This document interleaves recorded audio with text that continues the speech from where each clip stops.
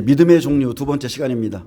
왜 나의 믿음을 아셔야 돼요. 믿음에는 여러 종류가 있습니다. 오늘은 계시록 12장 말씀을 통해서 남자와 여자와 자손 이 세 가지의 믿음을 통해서 저와 여러분이 자신의 믿음을 한번 점검해 보시기를 축복합니다. 예수님께서는 네 가지 밭에 씨를 뿌리시는 분이시고 그 열매는 다 다를 것을 말씀했습니다. 그렇기에 열매를 추수하는 시기도 각자 다르기에 믿음의 종류에 대해서 아셔야 됩니다. 그냥 한꺼번에 휴거가 되고 한꺼번에 어떤 순교가 있고 막 이런 게 아니에요. 다 틀려요. 그렇기 때문에 나는 어떤 믿음인가? 우리는 각자의 믿음에 따라서 하나님이 정하신 날에 추수될 것입니다. 그래서 마태복음 13장에 씨 뿌리는 비유를 통해서 30배, 60배, 100배의 믿음이 좋은 땅에 있다 하셨고, 또 요한일서 2장 12절, 13절에는 양육하는 것을 비유로 말씀하셨는데 아비와 청년과 자녀의 믿음이 있다 했습니다. 그리고 오늘 본문에 보면 계시록 12장 5절, 6절, 또 14절, 17절에는 남자, 여자, 자손이라고 믿음을 표현합니다. 이 사람들이요, 이 남자, 여자, 자손이 있는데 남자는 부활하여 첫째 부활에 참여한 순교하고 첫째 부활에 참여하는 자가 있고, 살아서 휴거하는 이스라엘 14만 4천이 있고, 여자는 살아서 천년왕국에 들어가기 위해서 예비처로 옮겨지는 사건이 있고요. 그리고 이제 자손이라고 믿음을 표현한 그 30배의 믿음의 사람들은 마지막에 짐승의 표와 그리고 짐승의 우상에게 경배하는 것을 거부함으로 목배임을 당하고 순교함으로 하나님 나라에 들어갈 것이라 이렇게 기록해 놨습니다. 그래서 나는 어떤 믿음인가 아셔야 돼요. 성경에는 남자는 생명의 씨, 즉 말씀을 가지고 뿌리러 가는 자로 100배 드립니다. 여자는 생명의 씨를 받을 수 있는 그런 60배를 의미하고, 자손은 아직 어린아이의 믿음으로 30배를 의미합니다. 그래서 성막으로 비유한다면 지성소, 또 성소, 뜰신앙으로 분류할 수 있습니다. 계시록 12장에 들어가기 전에 계시록 11장에는 이방인 두 증인의 사역이 나오죠. 그들은 계시록 12장에 해를 옷 입은 한 여자로 표현했습니다. 해는 뭐예요? 복음이죠. 복음을 입은 한 여자로 표현했지만 그들이 사역할 때가 되면 남자의 권세, 남자의 믿음으로 나가서 생명의 씨를 뿌리러 갑니다. 언제까지요? 1260일 동안. 그래서 그들은 하나님께 권세를 받아서 정확히 1260일 이스라엘 땅에서 예언 사역을 하는데, 그들은 남자고 믿음으로 따지면 100배입니다. 그 예언 사역이 마치기 3일 반 전에 순교하죠. 그리고 낙원에 올라가 있다 다시 3일 후에 마지막 나팔이 울리면 예수님이 공중에 강림하실 때 이리로 올라오라 하늘에서 큰 소리가 나면 그때 그들은 부활해서 낙원에 있던 영이 내려와서 육체와 부활해서 부활체의 몸을 입고 하늘로 올라갈 것을 미리 기록해 놓으셨고, 그들과 함께 죽은 자들 중에 첫째 부활에 참여하는 자들이 함께 일어납니다. 장자들, 순교자들이 함께 일어나고, 또 살아남아 있는 이스라엘 장자 14만 4천의 휴거도 함께 일어납니다. 또 그때 어떤 일이 있어요? 계시록 12장 6절 또 14절에 60배, 쉽게 말하면 그 여자가 나오죠. 그 여자. 계시록 12장에는 한 여자, 그 여자, 이 여자가 있어요. 그런데 그 여자가 나오는데 이들은 예비처로 갑니다. 예비처가 무슨 뜻이냐면 하나님이 예비하신 곳을 예비처라고 그래요. 그래서 그 예비처로 가는 여자들로 어떻게 갑니까? 큰 독수리의 두 날개를 받아서 광야에 있는 예비처에서 뱀의 낯을 피하여 한 때와 두 때와 반 때를 양육받습니다. 그리고 그 시간에 하늘에서는 어떤 일이 일어나느냐? 엄청난 영적 전쟁이 일어납니다. 왜 그래요? 부활하는 자, 휴거자들을 막아야 돼요. 그래서 엄청난 영적 전쟁이 일어나고 결국 미가엘과의 영적 전쟁에서 패배한 마귀가 하늘에서 다시 있을 곳을 찾지 못하고 땅으로 쫓겨 내려옵니다. 옛뱀, 마귀, 사탄이라고 불리는 그 큰 용이 여자에게 분노하여 돌아가서 이제 누구와 싸웁니까? 그 여자의 남은 자손 30배입니다. 그들과 싸우려고 바다 모래 위에 서 있더라 했습니다. 그래서 마귀는 마지막 남은 여자의 자손에게 모든 분노와 화를 쏟아붓습니다. 그들만 구원받거든요. 이제 마지막으로 이 땅에 남은 알곡은 그들밖에 없어요. 이들이 마지막으로 남은 땅의 곡식이기 때문에 마귀는 모든 분노를 쏟아서 이 30배들도 순교함으로 그 영혼이 낙원에 들어갑니다. 계시록 12장 오늘 본문에 보면 남자와 여자와 자손으로 믿음을 구분시켜 그들이 하는 일과 또 그들이 당할 일과 추수하는 시기를 전반적으로 기록해 놨습니다. 그래서 전 3년반이 마칠 때 마지막 장자로서의 순교자가 이방인 두 증인이고 또 이스라엘 휴거자 14만 4천이 있고 그리고 짐승과 그 우상에게 경배하지 않고 짐승의 패를 받지 아니하므로 목배임을 당할 30배 남은 자손들의 믿음까지 12장에 기록해 놨습니다. 이러한 사실에 있어서 사람들은 성경에 기록한 말씀을 잘 안 믿습니다. 성경을 연구하고 연구해야 되는데 사람들은 이 성경의 말씀을 믿기보다 그냥 목회자들이 하는 말이나 어떤 성도들이 막연하게 말하는 말들을 믿고 그 말을 그렇게 따라갑니다. 왜 그런 말을 따라가느냐? 자기들이 그걸 원하기 때문에 그렇습니다. 이방인들은 환난 전에 휴거된다. 아니면 우리는 다 구원받은 자는 천국에 들어간다. 근데 여러분 성경을 읽어보세요. 절대 안 그렇습니다. 절대 안 그래요. 또 순교는 하되 우리는 순교할 거야. 순교함으로 천국에 들어갈 거야. 이렇게 막연하게는 생각하고 있지만 그 시기가 언제인지 몰라요. 근데 성경은 이 시기에 대해서 명확하게 기록해 놨습니다. 그래서 막연하게 믿을 것이 아니라 추수는 한 번에 이루어지지 않고 계속 몇 번에 걸쳐 이루어지기 때문에 이 시기를 여러분 반드시 아셔야 돼요. 제가 지금 유튜브를 내보내는 이유는 딱 하나입니다. 환란이 시작되면, 한일회가 시작되면, 이스라엘의 삼성전이 세워지고 이방인 두 증인의 복음의 나팔이 울려 퍼지면 예수님의 생애 3년 반이 다시 한번 이 마지막 시대에 재현되는데 1260일과 1335일까지 알곡들은 다 휴거됩니다. 그 사람들이 복이 있다고 그랬어요. 그래서 믿음에 따라서 순교자가 있고 휴거자가 있고 또 예비처로 가는 자가 있으며 또 핍박과 환난을 견디지 못하고 배도할 자가 있고 주님을 부인할 자들이 있습니다. 또 짐승의 패를 거부한 남은 자손까지도 생명의 사람이라면 한 곡의 알도 하나도 빠짐없이 하나님께서 정하신 시간에 다 추수할 것이라고 그랬어요. 그래서 여러분이 생명이 있으면 하나님이 여러분을 다 추수합니다. 그래서 계시록 12장 5절 보겠습니다. 여자가 아들을 낳으니 이는 장차 만국을 다스릴 남자라. 그 아이를 하나님 앞과 그 보호자 앞으로 올려가더라 했습니다. 그래서 여자가 아들을 낳죠. 근데 이 아들을 뭘로 표현했냐면 아들이라 부르고 남자라 부르고 결국 마지막에는 아이라고 그래요.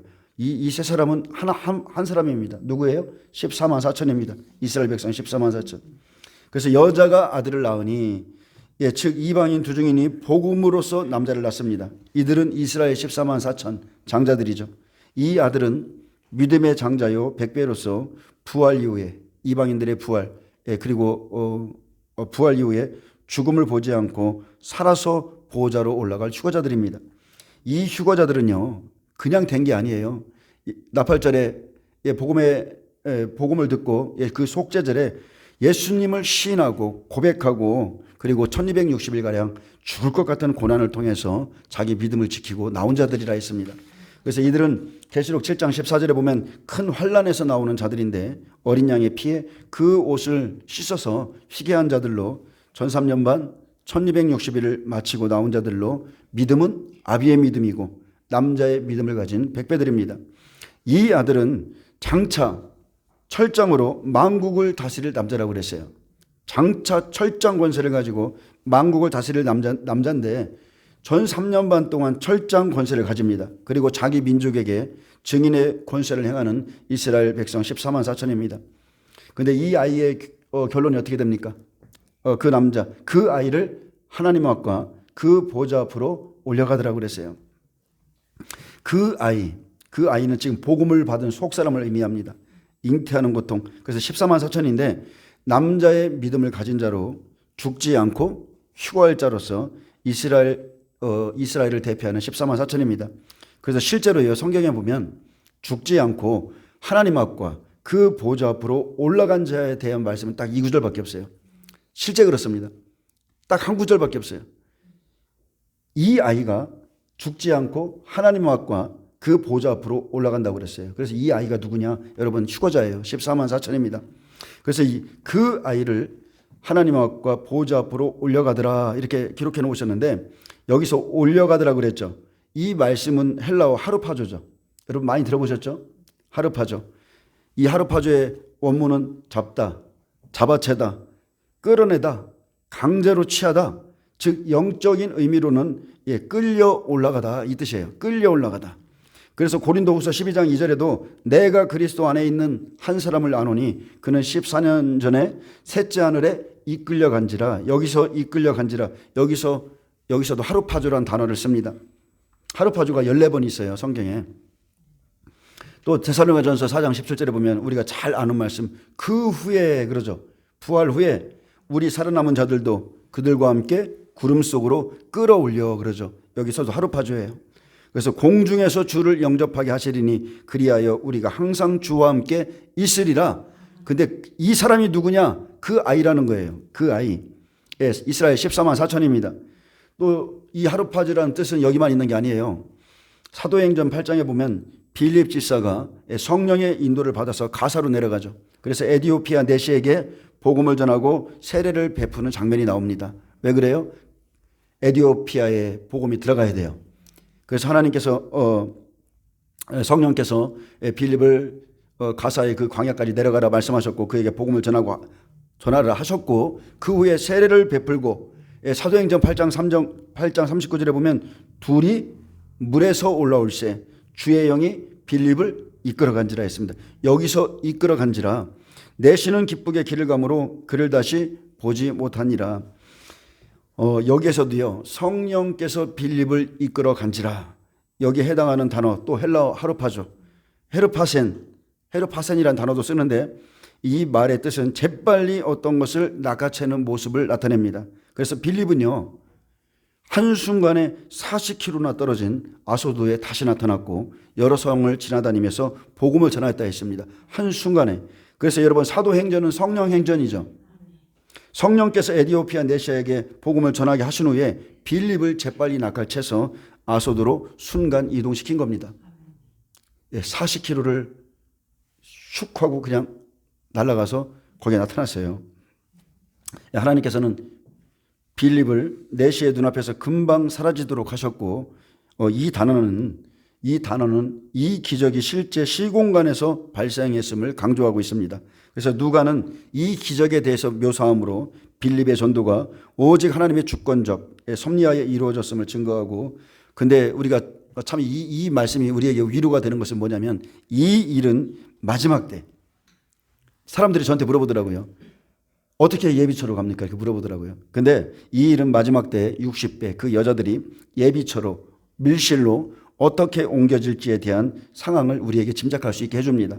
그래서 예비처로 어떻게 가는가? 여러분 하나님이 하십니다. 큰 독수리의 두 날개 성령께서 하시는 거예요. 그래서 우리가 지금 마지막 때 시골에 가고 막 많은 사람들이 그러잖아요. 지금 마지막 때를 준비하고 있는데 우리가 지금 준비하는 것은 예비처가 아니라 그냥 쉽게 말하면 소활성과 같은 것이에요. 우리가 잠깐 있는 곳, 잠깐 견디기 위해서 마지막 시대를 준비하고 있는 곳이고 실제적으로 마지막 나팔에 부활과 휴거가 일어나고 이제 그 여자들 60배의 믿음을 가진 여자들이 살아서 천년왕국에 들어가기 위해서 예비처로 가는데 14절에 보면 그 여자가 큰 독수리의 두 날개를 받아서 예비처로 날아갈 때 여러분 이렇게 지금 빌립이 옮겨진 것처럼 여러분 순간적으로 옮겨질 것입니다. 예비처로 가는 사람이 두 부류가 있어요. 유대인 60배, 이방인 60배가 예비처로 가요. 근데 6절에 이스라엘에 있는 유대인들은 그 여자는 그들이 걸어갈 만한 거리입니다. 근데 우리 이방인들은 안 그러죠. 그렇기 때문에 성령께서 한순간에 이동시킬 거예요. 저는 이걸 믿습니다. 그래서 5절에 보좌 앞으로 올려가는 그 아이는 전 3년 반 사역을 감당하고 마지막 때 죽을 것 같은 그 고난을 통과한 후에 휴거되는 이스라엘 14만 4천입니다. 이것은 계시록 7장에 잘 나와 있으니까 한번 읽어보세요. 저는 지금 여러분에게 믿음의 종류에 대해서 논하고 있는데 청년이나 여자의 믿음은 60배죠. 아직 말씀을 받는 밭이라고 생각하시면 돼요.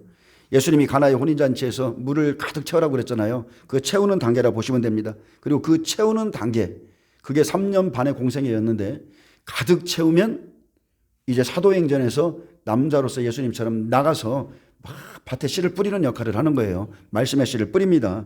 그래서 생명의 씨를 지금 받는 단계가 있어요. 생명의 씨를 심령에 받아서 자기 속에 열매 맺는 자가 여자의 믿음이고, 그래서 저와 여러분이 지금 어떤 믿음인가 한번 생각해 보세요. 계시록 12장 6절 보겠습니다. 그 여자가 광야로 도망하며 거기서 1260일 동안 그를 양육하기 위하여 하나님께서 예비하신 곳이 있더라 그랬습니다. 여기에서 나오는 1260일, 한때, 두때, 반때는 후 3년 반입니다. 후 3년 반이고, 그 여자가 광야로 도망하며, 그 여자는 이스라엘 14만 4천이 나온 여자죠.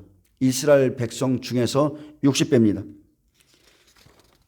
부활과 휴거 이후에 쉽게 말하면 1260일이 지나서 환란을 감해주는 시간이 있죠. 30일 공간, 45일 공간, 75일, 총 75일 시간이 있는데, 그 여자가 핍박을 피해서 광야로 도망하는데, 이곳은 유대인들이 걸어서 갈 수 있는 곳이라고 그랬어요. 그래서 이스라엘 땅에 여러분 예비처가 있습니다. 이스라엘 땅에. 이곳은 사람이 만든 곳이 절대 아니에요. 여러분이 시골에 가서 집사하고 뭐를 할지라도 절대 그런 곳이 아니라는 거예요. 이곳은 성경에 기록하기를 반드시 하나님께서 예비하신 곳이라고 그랬어요.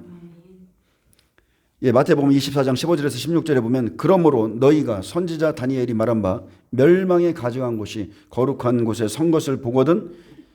이것은 후 3년 반 적그리스도가 설 때를 말하는 거예요. 그때에 유대에 있는 자는 산으로 도망할지어다 그랬습니다. 유대에 있는 자 산으로 도망할 수 있습니다. 근데 계시록 12장에 보면 몇 명의 여자가 나옵니다.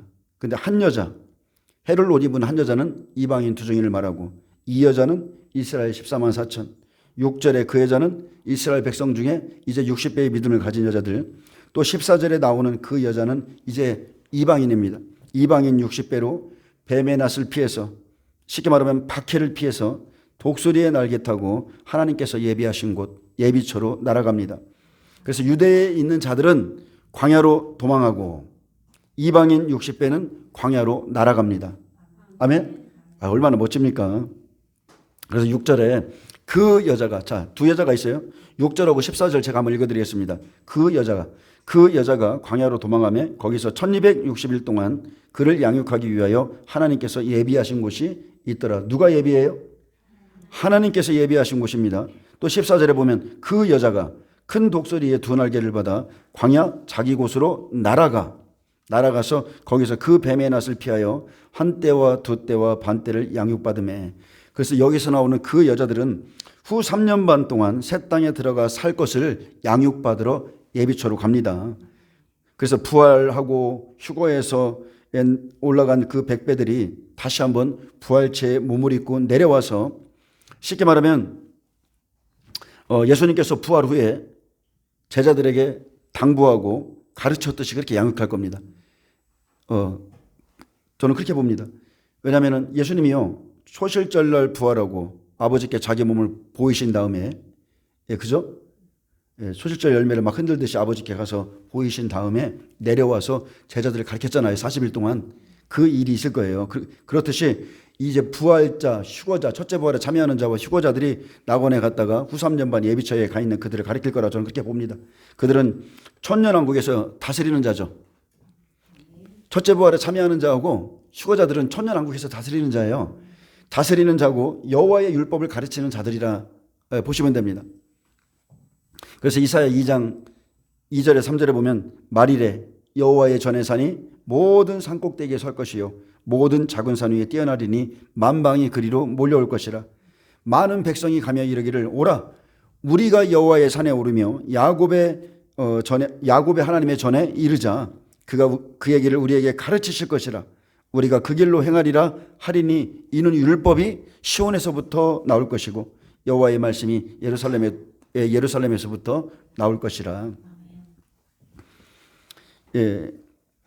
주님은 비유로 말씀을 잘하십니다. 여자는요, 남자에게서 생명의 씨를 받아서 생명을 낳습니다. 이것은 비유죠. 숨겨진 뜻이 있다는 거예요.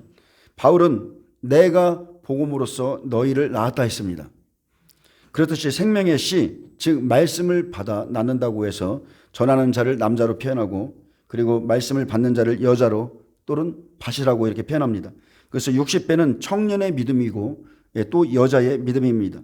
그래서 계시록 12장 6절에 말씀을 받아 생명을 낳죠. 여자들은 예비처에서 양육받습니다. 갈라디아서 6장 6, 7절에 보면 가르침을 받는 자는 여자들은 말씀을 가르치는 자와 남자와 모든 좋은 것을 함께하라. 스스로 속이지 말라. 하나님은 업신여김을 받지 아니하시나니 사람이 무엇으로 심든지 그대로 거두리라. 예수님이 하신 일을 이 남자가 하는 거예요. 이 남자가 누구예요? 종과 성도를 말하는 겁니다. 종과 성도. 예, 창세기에 보면 뭘로 표현했어요? 짐승을 그냥 암수로 표현한 거예요. 암수가 노아의 방주에 들어가듯이 이렇게 표현해놨습니다. 그리고 또 남자, 여자, 그 다음에 누가 있어요? 이제 자손입니다. 남은 자손. 믿음으로 따지면 30배. 30배는 겉사람을 벗은 자죠. 그래서 30배는 자녀요. 자손이라 표현합니다. 계시록 12장 5절에 14만 4천 휴거에 올라가고 이제 6절에 60배 여자들이 양육받으러 예비처로 가고 이제 땅에는 예비처로 간 60배가 낳은 그 자손들만 남아 있습니다. 그래서 계시록 12장 17절에 보면 용이 여자에게 분노하여 16절부터 좀 읽어드릴까요?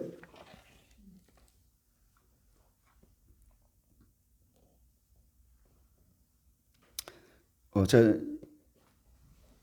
13절부터 좀 읽어드릴게요. 이제 누가 남았냐면 용이 자기가 땅으로 내쫓긴 것을 보고 남자를 낳은 여자를 박해하는지라 그랬어요. 남자를 낳은 여자를 박해하는지라. 그 여자가 큰 독소리의 두 날개를 받아 광야 자기 곳으로 날아가 거기서 그 뱀의 낯을 피하여 한 때와 두 때와 반 때를 양육받음에 여자의 뒤에서 뱀이 그 입으로 물을 강같이 토하여 여자를 물에 떠내려 가게 하려 하되 이제 땅이 여자를 도와서 그 입을 벌려 용의 입에서 토한 강물을 삼키니 용이 여자에게 분노하여 돌아가서 그 여자의 남은 자손 곧 하나님의 계명을 지키며 예수의 증거를 가진 자들과 더불어 싸우려고 바다 모래 위에 서 있더라 했습니다. 아멘. 이 부분에 대한 설교는 계시록 12장 여러분 동영상 찾아보시면은 계시록 12장에 대해서 설교를 다 해놨으니까 다시 한번 들으세요.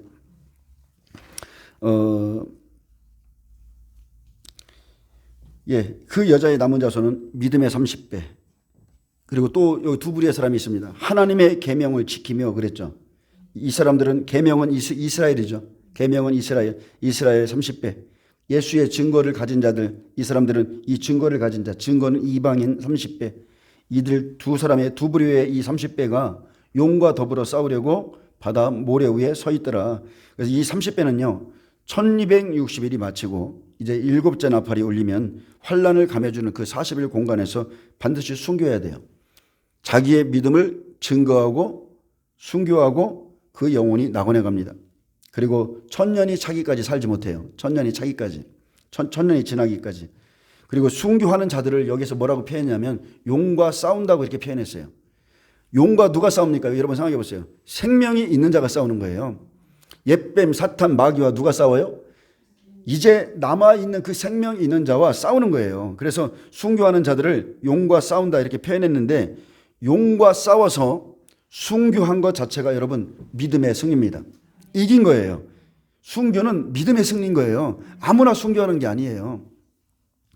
그래서 다니엘서 12장 12절 말씀이 이루어지죠. 기다려서 1335일까지 이르는 그 사람은 복이 있으리라. 여기까지 순교하고 하나님 나라에 이 사람들이 들어갑니다. 전 3년 반 마지막 나팔 7나팔 45일까지 땅의 마지막 알곡을 수확하고 그 이후로는 추수할 것이 없죠. 진노의 포도주만 남았잖아요. 추수할 것이 없기 때문에 이제 이들만 추수하고 나면 환란을 감해주는 모든 시간에 이들을 추수하고 나면 바로 대접재앙입니다. 후 3년 반 42달 대접재앙이 이제 들어가는 겁니다. 이들은 다 심판입니다. 다 심판이고 마지막 때 영원한 불못에 다 들어갑니다. 후 3년 반에 생명 없어요. 그리고 그 환란을 견딜 육체가 아무도 없다고 그랬습니다. 절대 없습니다. 그래서 여러분 씨를 뿌리면 여러분이 믿음은 자랍니다. 반드시 그 살아있는 믿음은 열매를 맺습니다. 그리고 예수님은 그 열매를 마지막 때 기쁨으로 추수합니다. 아멘이시죠? 다시 한번 말합니다.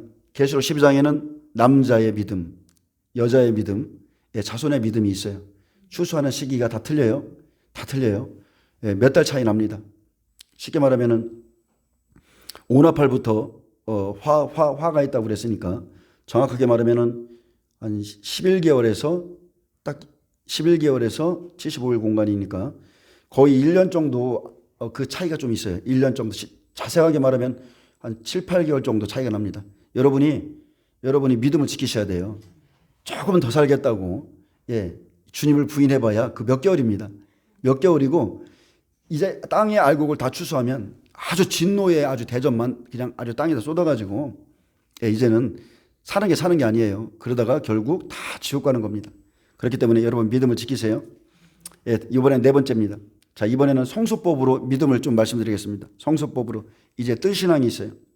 또 성소, 지성소 이렇게 세 부류의 신앙이 있습니다. 그래서 우리가 보세요. 성막에는 성막이 있죠. 성막에는 출입문이 있죠. 출입문은 딱 하나예요. 그 문은 넓어요. 구원의 문은 넓습니다. 오직 구원은 누구로 받습니까? 예수 그리스도. 우리 주님 한 분으로 오직 예수 그리스도의 이름으로 구원받습니다. 여러분 구원의 문은 넓어요. 넓은 게 문제인 거예요. 아무나 들어갈 수 있지만 아무나 통과하는 건 아닙니다. 구원을 받은 후에 성막 안에 뜰을 지나서 성소에 들어가야 거기서부터 실제 온전한 30배, 60배, 지성소의 100배들이 있습니다. 성경은 분명히 말해요. 성막 바깥들에는 생명이 없다.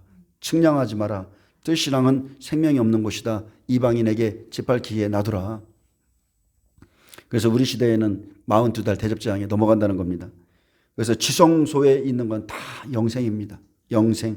지성소는 100배들이 거하는 곳이죠. 하나님의 임재가 있는 곳. 100배들이 들어갑니다. 거기엔 뭐가 있습니까? 법궤가 있고 그 법궤 안에는 두들판이 있고 거기에는 두들판에 십계명이 있죠. 하나는 하나님 사랑, 이웃 사랑. 이것을 이룬 자들이 지성소 신앙이고 100배들은 부활 신앙을 가지고 있어요. 아론의 쌍난 지팡이처럼 부활 신앙을 가진 자들이고 그리고 만나 항아리 이 영생의 말씀을 자기의 육체 안에 있는 심령에까지 영에까지 채운 자들입니다. 심령에 이룬 자들이에요. 만나 항아리 보세요. 40년 동안 심은 것 없이 하나님의 은혜로 살았음을 보여주잖아요. 그래서 여러분 믿음은 온전한 사람을 이루어야 됩니다. 온전한 사람으로. 그래서 히브리서 13장 10절에 보면 온전한 것이 올 때에는 부분적으로 하던 것이 폐하리라. 내가 어렸을 때는 말하는 것이 어린아이와 같고 깨닫는 것이 어린아이와 같고 생각하는 것이 어린아이와 같다가 장성한 사람이 되어서는 어린아이의 일을 다 버렸노라. 아멘. 여러분 믿음의 단계가 있어요. 그래서 아무리 어린아이 때는요. 잘 깨달아도 내가 굉장히 큰 것을 깨달았다 이렇게 생각하는데 한 10년만 지나보세요. 그게 깨달은 게 아니더라고요. 10년 지나서 그 깊어지는 게 틀리더라고요. 어쨌든 어린아이는 깨닫는 것이 어린아이가 같다고 그랬습니다. 또 어린아이가 생각하는 것은 어린아이의 생각이라고 그랬고 근데 이제 장성한 사람이 되면 그것을 다 버리라고 그랬어요. 버리셔야 됩니다. 여러분은 단단한 음식 드셔야 돼요. 지금은 어린아이 젖먹이 신앙으로 있다가는 큰일 납니다. 또 이번에는 성소가 있죠. 성소에는 쉽게 말하면 이렇게 보시면 돼요. 지성소는 우리의 영입니다. 우리의 몸은 성전이잖아요. 우리의 몸이 성전이에요. 우리의 영 안은 지성소예요. 지성소의 신앙, 100배들의 신앙은 하나님과 영으로 교제하는 사람들입니다. 그 다음에 두 번째는 뭐가 있어요? 우리의 혼이 있죠. 육체가 있어요. 우리의 육체에 성소엔 육체에 채울 수 있는 뭐가 있습니까? 말씀이 있습니다. 성령이 계십니다. 기름 부으심이 있습니다. 지금 우리의 육체 안에 성령이 계시고 말씀이 거하고 있고 그 안에서 우리가 지금 기도하고 있잖아요. 그리고 기도할 때마다 하나님이 우리에게 기름 부어주시죠. 육체를 다스릴 수 있는 말씀은 오직 성소에 있습니다. 성소에 들어있기 때문에 성소에 들어가야 믿음이 30배, 60배가 만들어집니다. 성소에는 뭐가 있어요? 성령의 임재. 거기서부터 있죠. 육체에 채울 수 있는 말씀이 있습니다. 그리고 의의 말씀과 성령으로 기도해서 이제 지성소로 나아가셔야 돼요. 성소신앙은 매일 향을 올리듯이 기도하는 자입니다. 계속 기도하며 살아있을 때까지 말씀을 육체에 이루죠. 여러분 육체가 끝나면 여러분 영도 끝나는 거예요. 이제 그래서 우리가 살아있을 때 모든 것을 이루어야 됩니다. 그 다음에 뭐가 있습니까? 이제 마당 30배들이 있죠. 마당은 양의 문을 통해서 구원을 받은 후에 이제 번제단에 들어왔어요. 그래서 세상에 속한 죄를 회개하고 이제 육체의 겉사람을 하나씩 벗는 단계입니다. 이곳에서는 말씀이 없어요. 오직 예수의 피만 있습니다. 근데 우리 대한민국 그 교회의 믿음이 신앙이 좀 잘못된 부분이 있는데 여러분이 꼭 명심하셔야 될 게 있어요. 출애굽기에 나오는 유월절 어린 양에는 예수님의 피만으로 구원받는 게 아니에요. 반드시 그거 아셔야 돼요. 예수님의 피만으로 구원받는 게 아니고 예수님의 피와 살로 우리가 구원받죠. 똑같습니다. 어린 양의 피를 문설주 임방에 바르고 그 밤에 그 양고기를 하나도 남김없이 먹어야 돼요.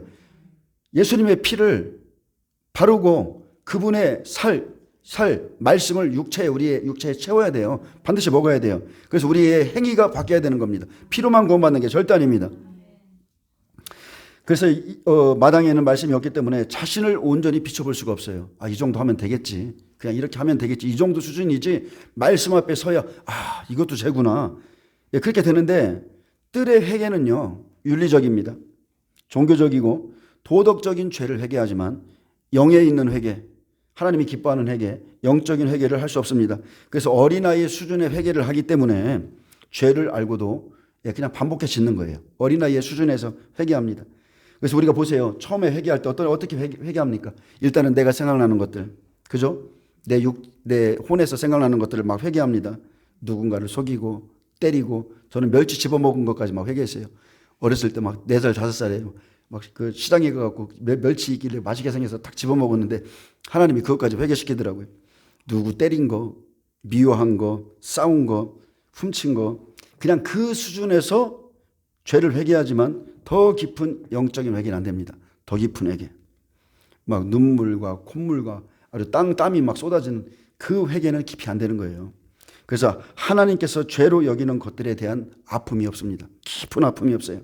그래서 성소에 들어가야 거기서부터 말씀과 성령과 기도의 분향단이 있고 여기서부터가 영적인 회개가 이루어지는 거예요. 아멘. 이것도 죄구나. 하나님 앞에 나는 벌레구나. 진짜 이 사는 게 숨 쉬는 게 죄네. 이렇게 되는 거예요. 그냥 자랑할 것이 없죠. 이거 깨닫고 나면 자랑할 게 하나만큼도 없어요. 어찌됐든 간에 어느 시대이든지 구원의 출입문은 하나입니다. 오직 예수 그리스도입니다. 오직 예수예요. 시대가 바뀌었다고 해서 구원의 방법이 바뀌는 건 절대 아닙니다. 오직 한 분 예수 그리스도를 통해서 구원받고 다른 구원, 다른 영, 다른 복음 절대 없습니다. 그러나 구원 이후에는 여러분 잘하셔야 돼요. 생명이 있으면 잘해야 돼요. 그래서 여러분은 지성소로 나가셔야 되는데 거기에 들어가지 않고 계속 마당에 머무르면서 하나님 오늘 또 술 취했고 죄송해요. 하나님 오늘 또 바람 폈어요. 내 눈이 음이 오겠어요. 그러면서 매일 그 번제단에만 나와서 회개하다가 또 집에 들어가고 성소에 들어가 본 적이 없어. 지성소가 어떻게 생겼나도 몰라. 하나님의 임재를 말하면 도대체 무슨 말을 하는지 알아먹지도 못하고 오늘 하나님이 막 나한테 기름 붓더라 그러면 너 이단하냐? 무슨 기름 부음이 있어? 그냥 그 수준에서 매일 노는 거예요. 그냥 매일마다 예수의 피, 예수의 피, 예수의 피 여기서 노는 거예요. 여러분 피를 바르고 정결하게 되고 목욕을 하고 발을 씻었으면 예수님께 나가는 거예요. 친밀하게 깊이 예수님께 나가서 주여 이게 무슨 뜻입니까? 주여 원하시는 것이 무엇입니까? 여러분 죄는 언제 짓습니까? 예수님이 없기 때문에 짓는 거예요. 하나님의 영광의 임재 안에 그의 기름 부음 안에 있는 사람은 죄를 지을 시간이 없어요. 나의 눈이 주님께 떠나 있고 나의 마음이 세상에 뺏겨 있기 때문에 주님과 함께 있지 않기 때문에 세상을 사랑하고 죄를 짓는 것이지 지성소 안에 있는 그 신앙 걸어가도 차를 타도 내 안에 그리스도가 느껴지고 평강이 흐르고 내가 어찌 이런 은혜를 받고 사는가 막 감격이 매일마다 솟구치는데 어떻게 죄를 짓습니까? 안 되는 거예요. 주의 은혜가 떨어졌기 때문에 소멸됐기 때문에 내가 세상에 마음을 두고 드라마만 보고 있기 때문에 하나님의 임재가 멀어지니까 자꾸 죄를 짓는 겁니다. 그래서 구원 이후에 성소나 지성소로 들어가지 않고 마당에만 머물러 있으면 여러분 생명이 없어요. 그래서 그들은 측량하지 않는 뜰 신앙이라 그럽니다. 바깥 마당은 측량하지 말라. 그래서 계시록 11장 2절에 보면 성전 바깥 마당은 측량하지 말고 그냥 두라고 그랬어요. 그냥 두라. 이것은 이방인에게 주었은즉 후삼년반이죠. 그래서 그들이 거룩한 성을 42달 짓밟으리라. 여러분이 거룩한 성이죠. 성령이 거하시는 전 불로 공적을 시험하는 날 하나님의 성전을 더럽힌 자는 멸하리라 그러셨는데 여러분의 성전이 더러워지면 42달 동안 후삼전반에 넘어가서 다 짓밟히고 그 결과는 사망입니다. 그래서 30배는 여러분 뜰신앙에 불과해요. 그래서 다시 뜰에서 번제를 통해서 회개한 후에 마음에 있는 세상의 모든 죄, 애굽의 죄를 몰아내고 30배를 다시 한번 이뤄야 됩니다. 쉽게 말하면 그 이후에 성소에 들어가서 말씀을 통해서 생명을 이룬 30배가 돼야 된다는 거예요. 말씀을 통한 믿음을 갖고 있어야 된다는 거예요. 그냥 예수님을 영접했기 때문에 구원받아서 나는 30배야 이게 아니에요. 여러분은 구원을 받은 이후에 여러분 마음 안에 있는 일단은 길가밭을 좀 갈아셔야 됩니다. 돌짝밭에서 그 돌도 좀 막 건져내셔야 돼요. 가시떨기 같은 내 마음의 밭에서 가시떨기를 막 끄집어내야 돼요. 그런 이후에 마지막에 좋은 옥토에서만 30배, 60배, 100배가 나옵니다. 그것을 꼭 명심하셔야 돼요. 내가 믿음 있는 것 같아도 옆에 남편이나 아내가 자식이 조금만 찔러주면 난리 나잖아요.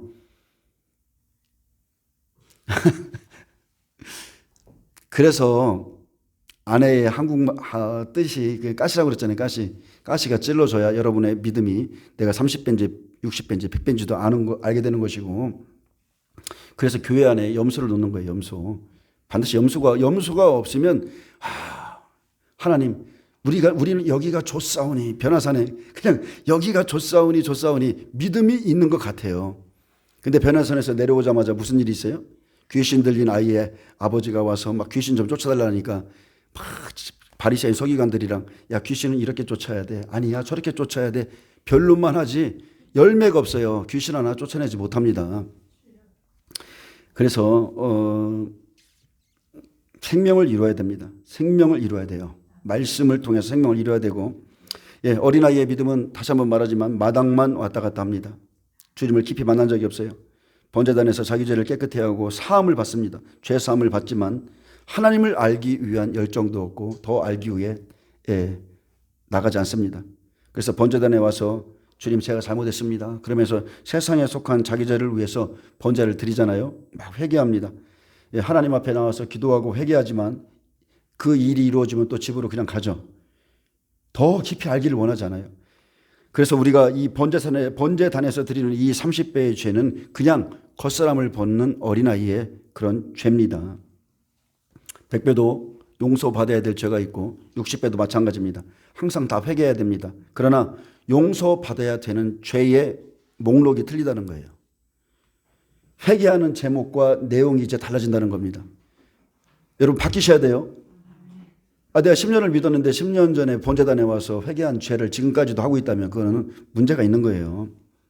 히브리서 5장 13절 14절에 보면 이는 젖을 먹는 자마다 어린아이니 의의 말씀을 영생의 말씀을 경험하지 못한 자요 단단한 음식은 장성한 자의 것이니 그들은 지각을 사용함으로 연단을 받아서 선악을 분별하는 자이니라. 그래서 선악을 분별하기까지 지각을 사용해야 되고 연단을 받으셔야 됩니다.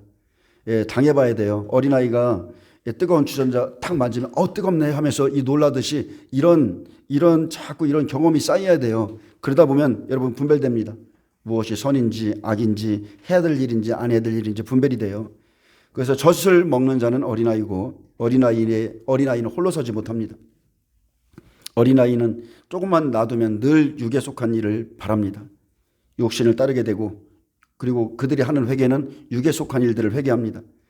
그래서 씨를 뿌리면 잎이 나오고 싹이 나오고 잎이 나오고 나무로 자라야 되는데 그렇듯이 믿음도 여러분 잘하셔야 돼요. 믿음이 자라서 어렸을 때 하는 일을 여러분 반드시 버리셔야 됩니다. 그런데 신앙의 연수가 오래되었음에도 여전히 다투고 분내고 시기하고 젖먹는 어린아이가 교회에 가득합니다. 왜 그렇습니까? 그들은 단단한 음식을 못 먹어봤어요. 죄에 대해서, 의에 대해서, 심판에 대해서 실제적으로 마음 안에 그 심판, 지옥에 대한 심판, 이런 의의 말씀을 듣지 못하고 그냥 달콤한 젖만 먹었기 때문에 그래요. 하나님은 사랑이시라. 예수님은 사랑이시라. 예수 믿으면 잘 된다. 그래서 예수를 믿으면 3년 안에 집을 못 사면 그 신앙이 잘못됐다. 예수를 믿으면 형통해진다. 예수를 믿으면 병고침을 받는다. 옛날 설교가 이랬었어요. 예수를 딱 믿으면 어린아이의 신앙은 하나님이 아무거나 다 들어주니까 야, 3년 안에 집 못 사면 그거 잘못된 거야. 기복신앙을 막 집어넣으셨죠. 그런 말씀을 들었기 때문에 믿음이 늘 땅에 속해 있고 땅의 일을 추구하고 환경이 어려워지면 조그만 일에도 시험에 빠지고 낙심하기 때문에 계속 달려줘야 돼요. 물론 우리에게는 이 시간도 필요합니다. 이런 일도 필요해요. 필요하지만 시간이 갈수록 계속 거기에 머물러 있다면 우리는 머리는 커져 있는데 행함이 없기 때문에 여전히 뜰신앙이고 우리는 육체 안에 있는 사람입니다. 아멘. 여러분 생각해 보세요. 그리스도인들을 바다에 던지면 뭐가 뜰까요? 그리스도인들을 바다에 던져놓으면 입이 제일 둥둥 뜹니다. 말은 청산유두 같이 믿음 있는 척 하는데 믿음에 정말 청산유두 같이 말을 잘하는데 마음에 있는 죄가 버려지지 않아서 그냥 그 바닷가에 있는 그 돌같이 반들반들한 믿음을 가진 사람들이 굉장히 많아요. 이 사람들은 이 교회 저 교회 이 목사 저 목사 판단하고 막 여기저기 다니면서 겪었어요. 많은 겪었어요. 그러니 이러쿵 저러쿵 판단하며 막 다닙니다. 이 사람들이 영적으로 제일 고치기 힘들어요. 말씀이 안 들어가요. 자기 스스로는 똑똑한 것 같고 믿음이 있고 열심히 있는 것 같아 보이는데 이 분야의 전문가로서 목회자들은 이 분야의 전문가예요. 이 분야의 전문가들이 처음에는 순수하게 시작합니다. 순수하게 시작하는데 시간이 지나면서 경험이 쌓일수록 이제 성전 뜰만 왔다 갔다 하는 사람이구나. 이제 구별하게 돼요. 보여요. 처음에는 그냥 열심히 겉의 열심 때문에 믿음이 되게 좋구나. 좋은가 보다 하는데 나중에 딱 보면 알게 됩니다. 이제 분별해야 되겠다. 그래서 생명이 있어 보이지만 생명이 없어요. 없습니다. 말씀에 순복이 없습니다. 순종이 없습니다. 그런 사람은 변화되지 않습니다. 그리고 언제든지 조금만 말씀에 부딪히면 다 나갑니다. 자기 주장이 강한 사람들은 목사가 어떤 말씀을 전해도 그 말씀 앞에 굴복하지 않고 오늘 저 목사가 나를 치네 이렇게 얘기해요. 말씀 앞에 굴복하지 않습니다. 그래서 고넬료의 집에 뭐라 하겠습니까? 베드로야 일어나서 저것들을 잡아먹으라. 근데 말씀에 잡아먹히지 않아요. 그 말씀 앞에 엎드리잖아요. 고넬료의 집에 갔었을 때 어떻게 했습니까? 우리가 하나님을 보는 것 같다 그러면서 그 베드로 앞에 엎드렸잖아요. 베드로 앞에 엎드린 게 뭐 때문에 엎드렸어요? 하나님의 말씀을 가지고 왔기 때문에 그 말씀 앞에 엎드렸어요. 그렇게 돼야 되는데 아무리 말씀을 전해도 말씀에 잡아먹히지 않기 때문에 여러분 짐승인 거예요. 짐승. 그 모습으로 있는 겁니다. 그래서 성도는 양들은 목사의 가시권 안에 있어야 돼요. 영향력 안에 그 영역 안에 들어와서 말씀을 받고 깨져야 변합니다. 말씀이 검이 돼서 그 사람의 심령을 찔러줘야 되는데 찔림이 없으니까 그냥 나가버리니까 그냥 짐승인 채로 살고 말씀을 통해서 변화받은 사람들은 그때부터 가축이죠.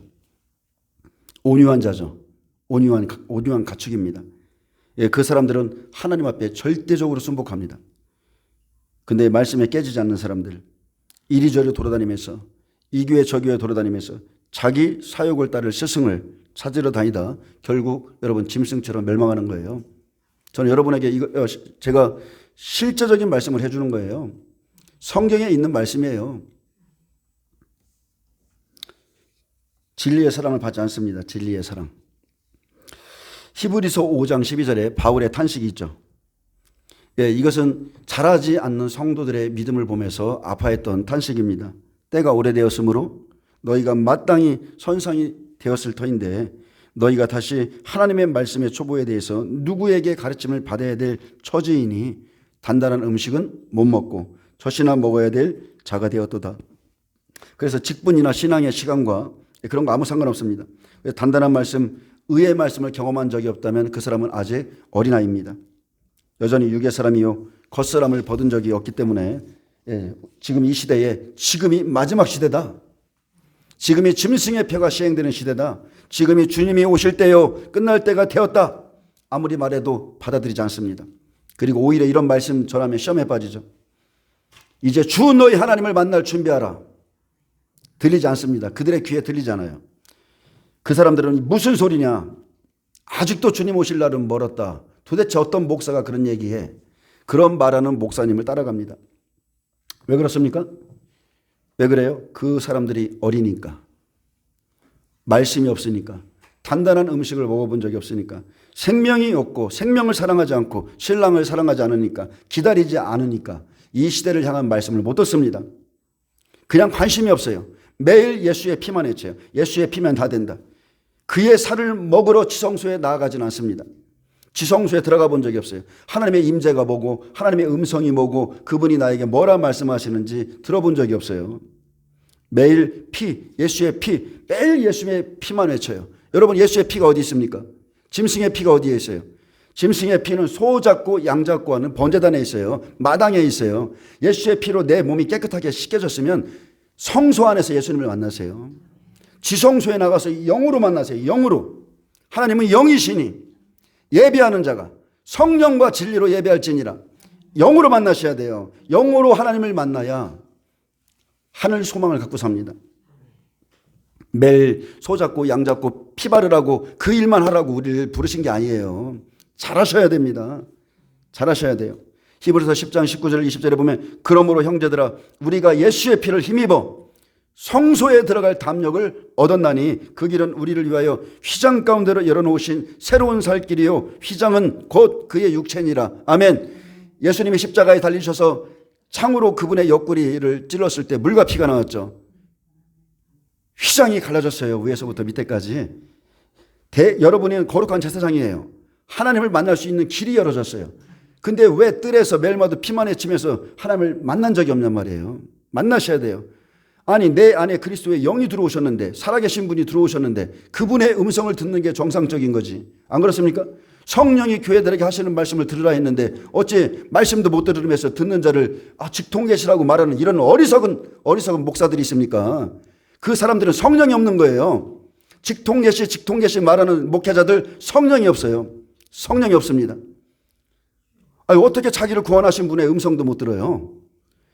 안 그렇습니까? 아담아 내가 어디 있느냐? 사울아 내가 어찌하여 나를 핍박하느냐?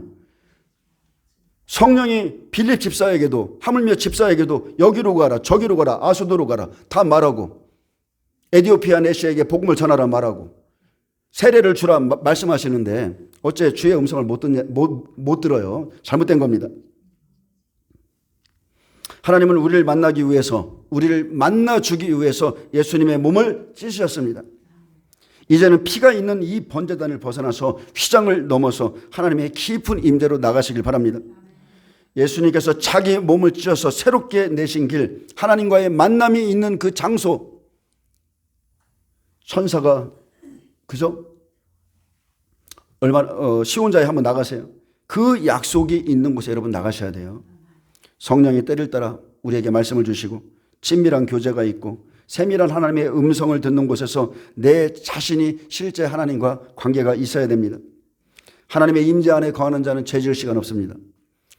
하나님의 사랑 안에 거하는 자, 그분의 임재 안에 기름 부음 안에 있는 자는 죄 지을 시간도 없고 죄 유혹에 빠지지도 않습니다. 여러분, 의의 말씀을 받아야 장성한 자가 됩니다.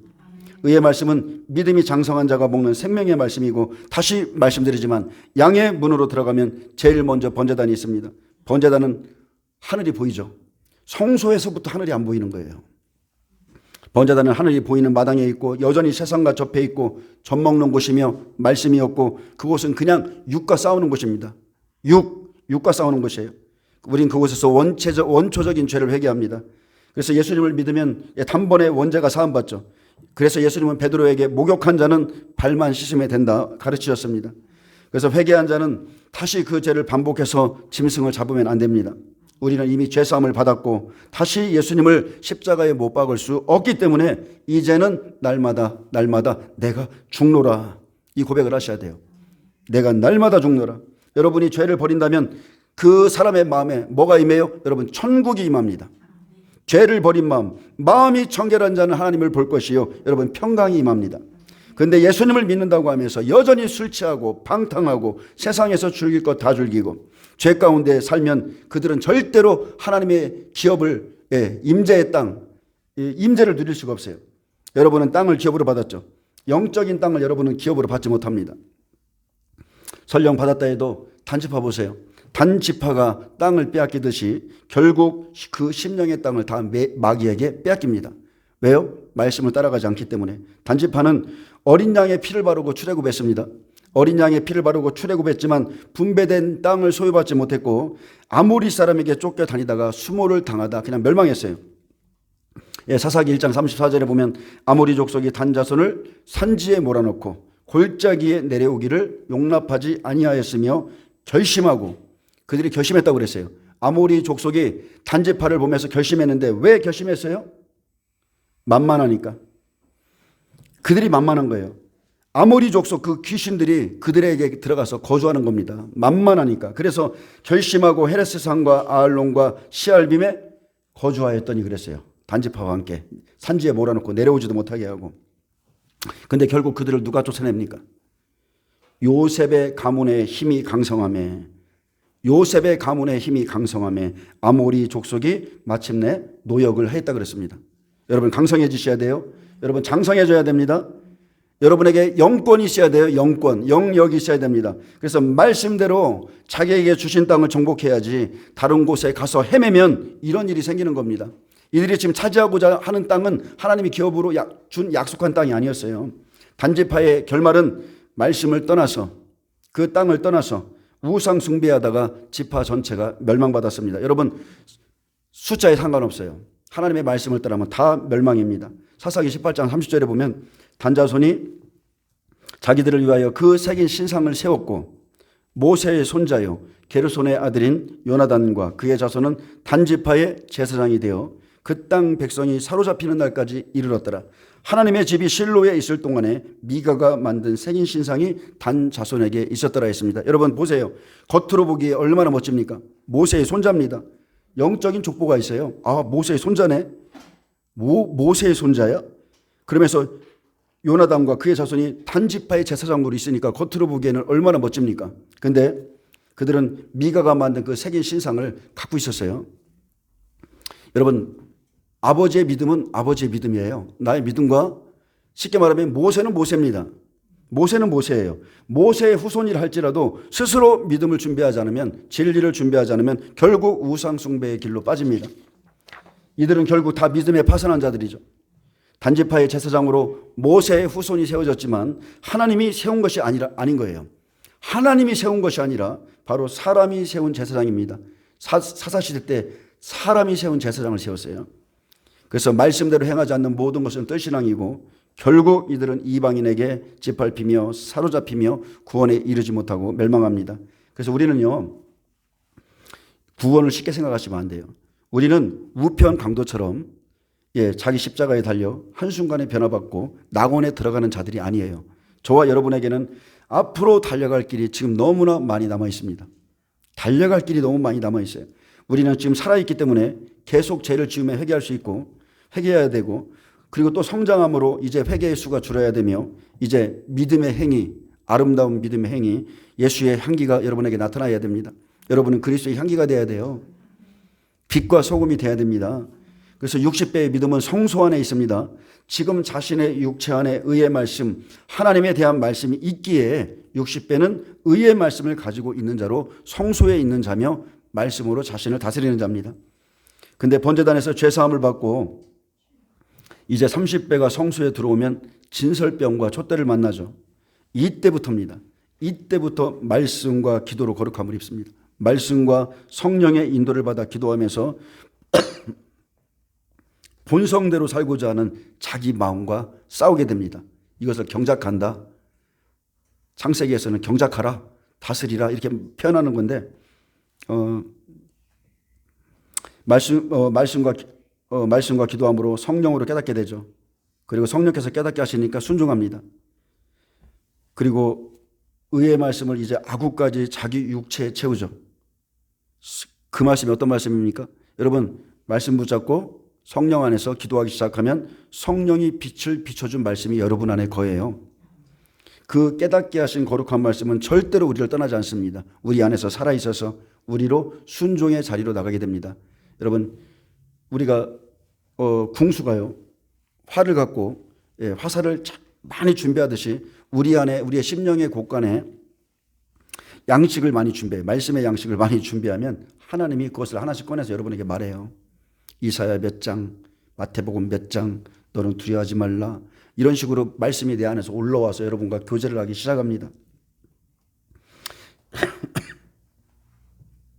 요한복음 2장 5절에 그의 어머니가 하인들에게 이르되 너희에게 무슨 말씀을 하시든지 그대로 하라 했습니다. 이 사람들은 예수님에 대해서 이때까지만 해도 잘 몰랐어요. 근데 그대로 하라. 그런 마음의 자세를 갖고 있었기 때문에 요한복음 2장 6절에 보면 거기 유대인의 정결 예식을 따라 두세 통들은 돌 항아리 6이 놓였는지라 예수께서 그들에게 이르시되 항아리에 물을 채우라 하신즉 아구까지 채우니 그랬습니다. 그래서 여러분 예수님은 그들에게 말씀했습니다. 그들에게 항아리에 물을 채우라.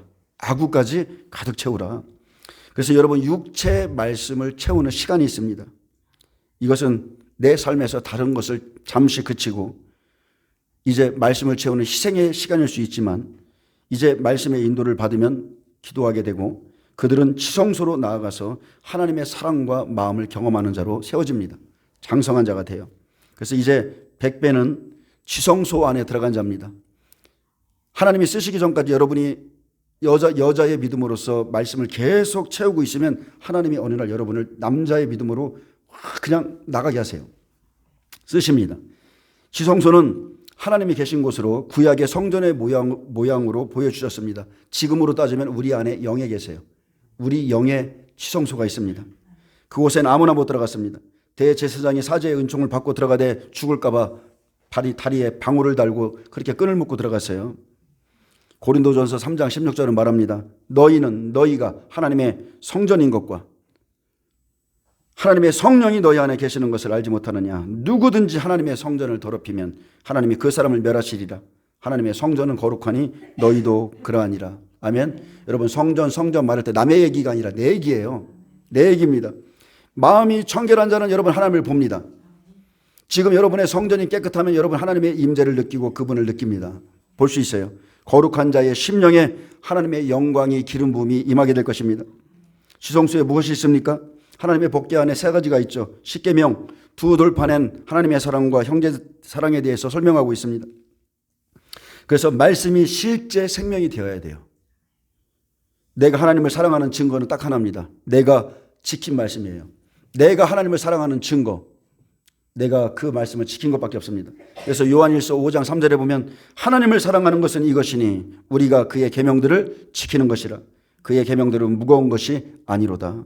요한복음 14장 21절에 나의 계명을 지키는 자라야 나를 사랑하는 자니 나를 사랑하는 자는 내 아버지께 사랑을 받을 것이요 나도 그를 사랑하여 그에게 나를 나타내리라.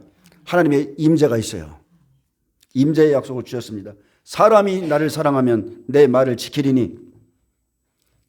여러분 부부관계에서도 똑같아요. 자식과 부모관계도 똑같아요. 나를 사랑하면 내 말을 경청해주고 지키는 거예요. 내 아버지께서 그를 사랑하실 것이요 우리가 그에게 가서 거처를 그와 함께 하리라. 여기서도 임재의 약속이죠. 나를 사랑하지 않는 자는 내 말을 지키지 아니하나니 너희가 듣는 말은 내 말이 아니요 나를 보내신 아버지의 말씀이니라. 여러분 또 내가 지킨 의의 말씀, 하나님의 사랑을 가지고 나가서 형제들에게 생명을 전할 때에 고린도전서 13장 4절 8절은 말합니다. 사랑의 마음을 가지고 복음을 전하는 것이 형제사랑이다. 그냥 은사, 방언, 예언 그거 전한다고 신뢰한 것도 아니요. 그것은 폐해질 것이요. 하나님이 원하는 것은 형제를 사랑하는 것은 사랑의 마음이다. 사랑은 오래 참고 온유하며 시기하지 않고 사랑하지 않고 교만하지 않고 무례히 행하지 않는다 하면서 쭉 사랑에 대해 설명하면서 진짜 사랑이 무엇이냐? 사랑은 겉사랑을 나눠주는 것이 아니다. 육신의 것을 채워주는 것이 아니다. 장자가 믿음으로 가는 세계를 보여주는 것이다. 어떻게 천국에 들어가는가? 그 세계를 나누어줘라. 그것이 진짜 사랑이다. 믿음의 세계, 보이지 않는 세계, 신령한 말씀, 하나님께 받아서 전하는 말씀, 부활, 신앙, 천국에 대한 소망을 심어주는 게 진짜 사랑이다. 그 안에 만나 항아리 있죠. 하나님께서 우리에게 주신 모든 말씀으로 계명을 지키면 생명이 되었다는 말씀입니다. 아침마다 주스러 나갔죠.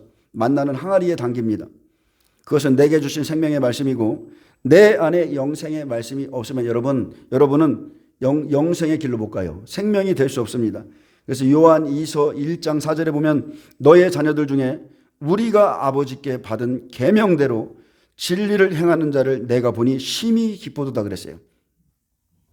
생명된 것이 진리를 행하는 자가 하나님 나라에 들어가는 것을 보여줍니다.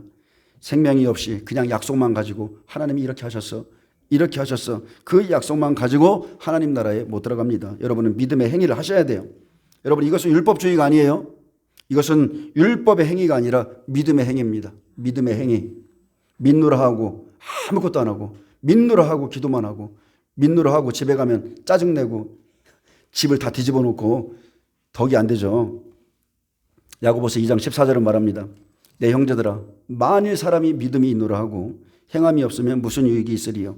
그 믿음이 능히 자기를 구원하겠느냐.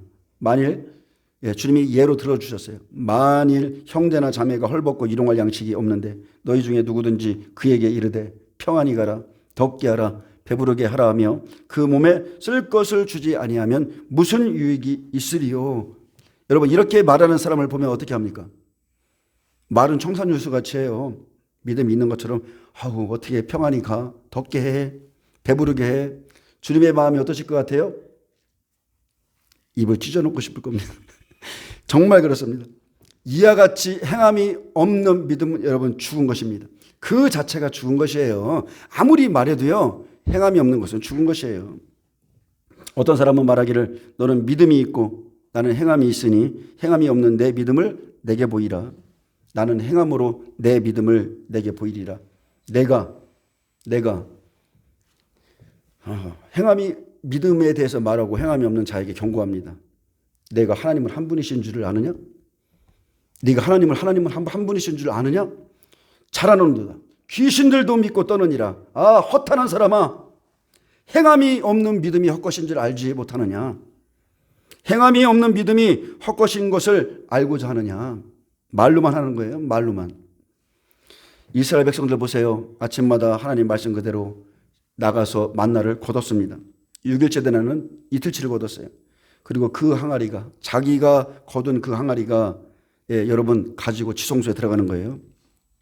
말씀을 먹은 자, 내 속에 나의 심령의 항아리에 만나가 있으면 생명의 말씀으로 여러분 가나안에 들어갑니다.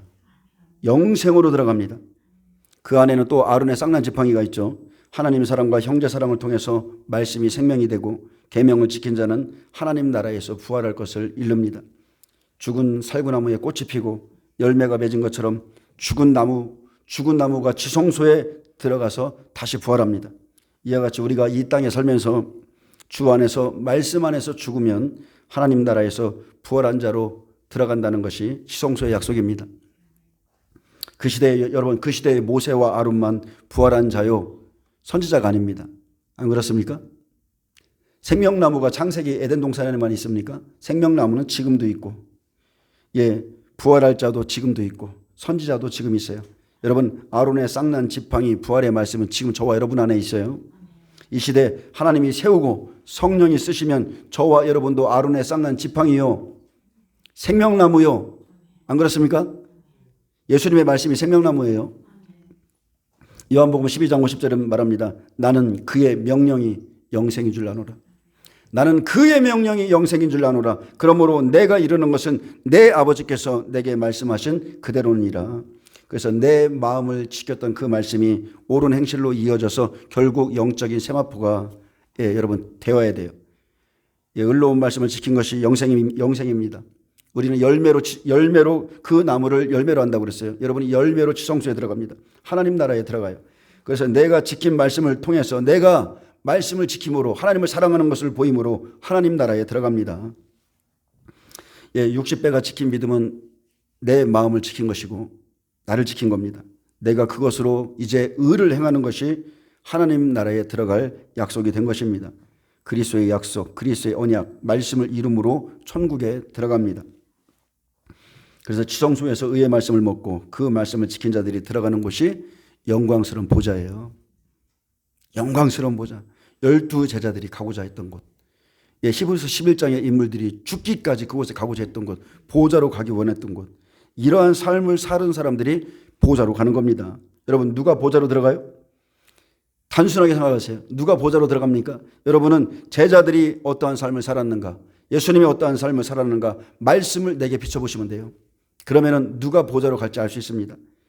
말씀이 생명이 되어 생명을 이룬 사람들이 보좌로 갑니다.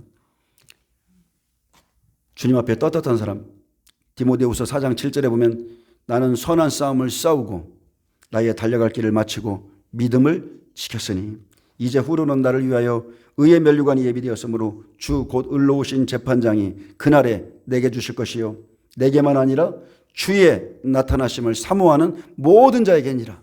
저와 여러분이 지금 사모하고 있잖아요. 저는 이것을 사모합니다.